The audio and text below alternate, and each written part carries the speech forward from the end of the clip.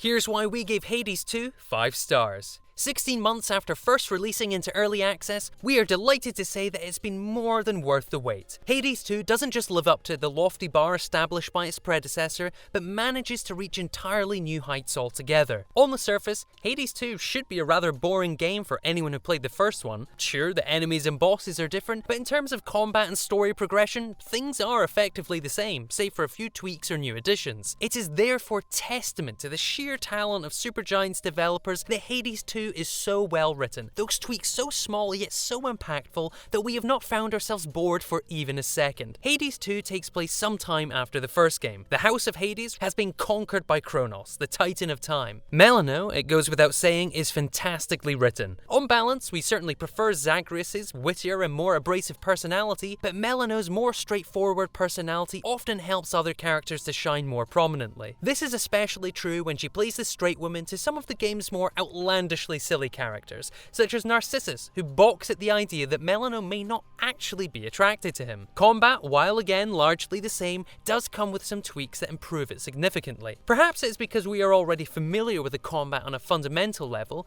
but we found that many of Hades 2's regular enemies posed far less of a threat than they did the first time round. The same cannot be said for its bosses, however, many of which are not only a tremendous challenge, Kronos is a far tougher fight than Hades ever was, but come with perhaps even more pomp and circumstance than their predecessors. Scylla in particular is a nightmare to fight, but her presentation is so blood-pumping and fun that we simply can't help but look forward to our encounters every time. With regard to story progression, much of it is linked intrinsically to a cauldron bubbling away at the feet of Hecate in the Crossroads, your hub world. Naturally, as was the case with the first game, Hades 2 does not truly begin until after you first defeat its final boss. It is at this point the game's story truly comes into its own. The various players, from Olympian to lowly shade, experience the most growth in these moments as you increase your relationships with them bit by bit. In a game that is so full of polish, from the fluid combat mechanics to the lush art style and music, we really cannot emphasize enough how much of a triumph it is on Supergiant's part